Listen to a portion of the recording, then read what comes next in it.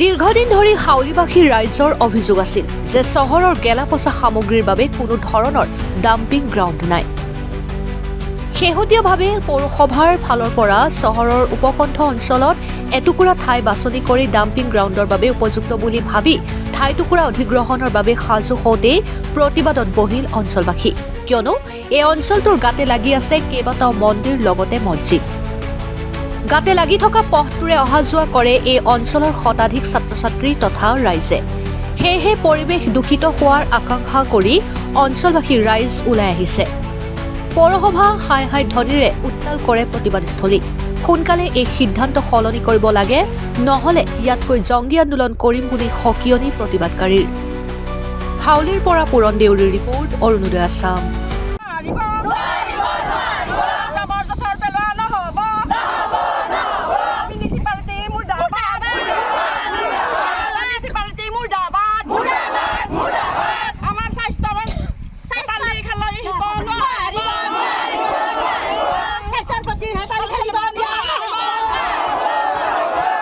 কাৰণ ইয়াতে মন্দিৰ, মছজিদ, স্কুল, অংগনবাড়ী নিচেই ওচৰতে।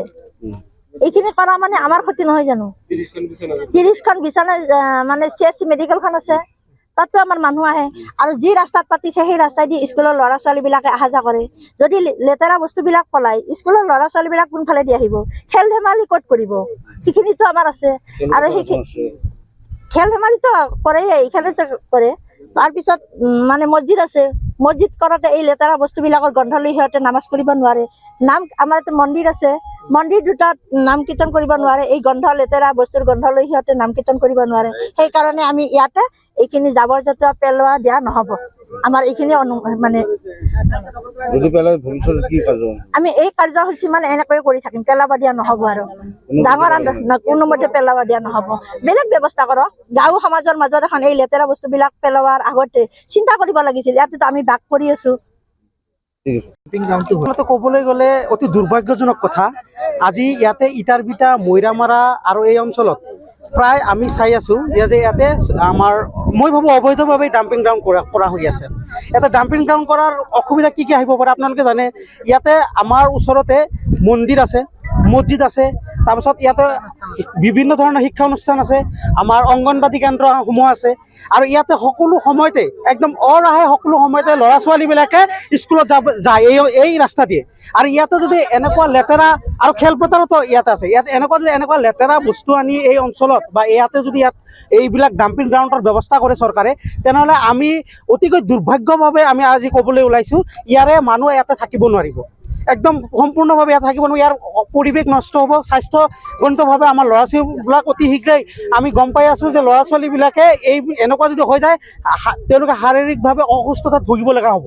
আৰু এইখিনিত আমি সন্মুখত ৰাখি আমি এটা মানে ইয়াৰ সকলো গাঁৱৰ, আমাৰ মৈৰামাৰা হওক, ইটাৰবিটা হওক, কদমগুৰি হওক, ইয়াৰ সকলো অঞ্চলৰ গাঁও আমি ইয়াতে আহি আজি ইয়াত ধৰ্ণা দিবলৈ আমি বাধ্য হৈছোঁ। আৰু আমি চৰকাৰৰ অনুৰোধ জনাইছোঁ যে এনেকুৱা ডাম্পিং গ্ৰাউণ্ড যদি ইয়াত হয়, ইয়াৰ পৰিৱেশ নষ্ট হ'ব 1 নম্বৰ। আৰু 2 নম্বৰত ইয়াতে ওচৰতে CHC কেন্দ্ৰ এটা আছে। মই আপোনাক মাটি চাৰিআমাখিনি মই কৈ আছোঁ যে উত্তৰে হাউলি CHC ভেটেনেৰী কাৰ্যালয় আৰু চৰকাৰী থকা কোৱাৰ্টাৰসমূহ ইয়াত আছে।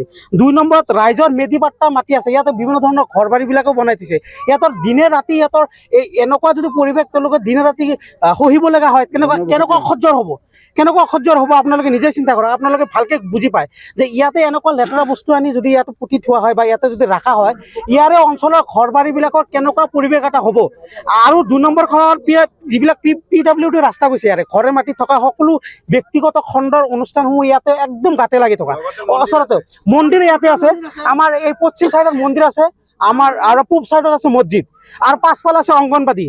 সন্মুখে গোটেই বস্তু চৰকাৰীভাৱে যিবিলাক বস্তু আমাৰ অফিচিয়েলি যিবিলাক মানে কাৰ্যালয়, গোটেইখিনি ইয়াতে আছে। তো এনেকুৱা মীন বিভাগৰ পৰা আৰম্ভ কৰি বিভিন্ন ধৰণৰ কাৰ্যালয় ইয়াত আছে। বিশেষকৈ মই কৈ আছোঁ যে কণ ল'ৰা ছোৱালী যিবিলাক ল'ৰা ছোৱালী এইটো ৰাস্তা দি, মেইন ৰাস্তা দি আমাৰ ইয়াতে বালিকা প্ৰাথমিক বিদ্যালয় এখন আছে, এইবিলাক ল'ৰা ছোৱালীৰ পৰা এই বৃহত্তৰ অঞ্চলৰ পৰা যাবলগীয়া হয়। আৰু গোটেই দিনটো এই পৰিৱেশৰ মাজতে যায়, আপোনালোকে জানে কেনেকুৱা স্বাস্থ্যৰ মানে অনৱনতি ঘটিব পাৰে, আপোনালোকে গম পাই আছে। তো আমি বৃহত্তৰ অঞ্চলৰ ৰাইজে এটাই প্ৰতিবাদ কৰিছোঁ, আমি চৰকাৰক অনুৰোধ জনাইছোঁ আৰু জিলা উপায়ুক্ত মহোদয়ৰ মানে আমি জনাব বিচাৰিছোঁ যে ছাৰে আমাক এইটো অঞ্চলৰ পৰা এই ডাম্পিং গ্ৰাউণ্ডটো উঠাই লৈ যাব লাগে। বিভিন্ন অঞ্চল আছে, আপোনালোকে যদি পাৰে বেকীৰ সিফালে লৈ যাওক, বেকীৰ চৰত লৈ যাওক, তাতেতো কোনো গণবসতি নাই, জনসাধাৰণ নাই। ইয়াতে জনসাধাৰণবিলাক গোটেই ঘনত্ব ইয়াত আটাইতকৈ বেছি, মানুহবিলাক এইটো ৰাস্তাত 24 ঘণ্টা চলিব লাগে। এই অঞ্চলতে চৰকাৰে এইখিনি জেগাই চাব লাগে। আমাৰ অৰহ জেগা আছে, আমাৰ বেকীৰ চৰত বহুত জেগা আছে, সিফালে লৈ যাওক, সিফালেতো লৈ যোৱা নাই। মই আমাৰ মিউনিচিপালিটি পৌৰসভাৰ মই সকীয়াই দিছোঁ, আমি সকীয়াই দিছোঁ, এই বৃহত্তৰ অঞ্চল সকলো ৰাইজে সকীয়াই দিছে। যদি এনেকুৱা ডাম্পিং গ্ৰাউণ্ড ইয়াতে হয় তেনেহ'লে আমি ইয়াৰ পিছত বৃহত্তৰ আন্দোলন কৰিবলৈ আমি কিন্তু মানে বাধ্য হ'ম। আমি বিভাগীয় কৰ্তৃপক্ষ কিবা আবেদন অলৰেডি আমাৰ বিভাগীয় কৰ্তৃপক্ষ আমাৰ মৈৰামাৰৰ পৰাও আমাৰ অলৰেডি ডিচি ছাৰক অলৰেডি আমাৰ এটা ব্যক্তিগত আমাৰ হেৰি দিছে, স্মাৰক পত্ৰ দিছে। আৰু আজি আমাৰ আৰু ইটাৰপিটা গাঁৱৰ পৰাও এখন স্মাৰক পত্ৰ ডিচি মহোদয়ক দিয়া হৈছে। তো মন্দিৰৰ পৰাও গৈছে, মছজিদ কমিটিৰ পৰা বিভিন্ন ইয়াত যিবিলাক সচেতন ৰাইজ আছে চবেই আমাৰ জিলা উপায়ুক্ত মহোদয়ক স্মাৰক পত্ৰ দিয়া হৈছে। আৰু এই বস্তুখিনি পোৱাৰ পিছতো আমি ছাৰক মানে একদম স্পষ্টকৈ কৈছোঁ, ছাৰ আপুনি ইয়াৰ পৰা আমাৰ জিলা উপায়ুক্ত মহোদয়ক কৈছোঁ ইয়াৰ পৰা ডাম্পিং গ্ৰাউণ্ডটো গুচাই লৈ পিনে এটা এনেকুৱা জেগাত লৈ যাওক য'ত নেকি জনসাধাৰণৰ মানুহ কম আছে, য'ত পৰিৱেশ বিনষ্ট নহ'ব, সেই জেগাত আপোনালোকে লৈ যাওক। কিন্তু এইখন জেগা ডাম্পিং গ্ৰাউণ্ড কৰা জেগা নহয়, আমি স্পষ্টকৈ কৈছোঁ।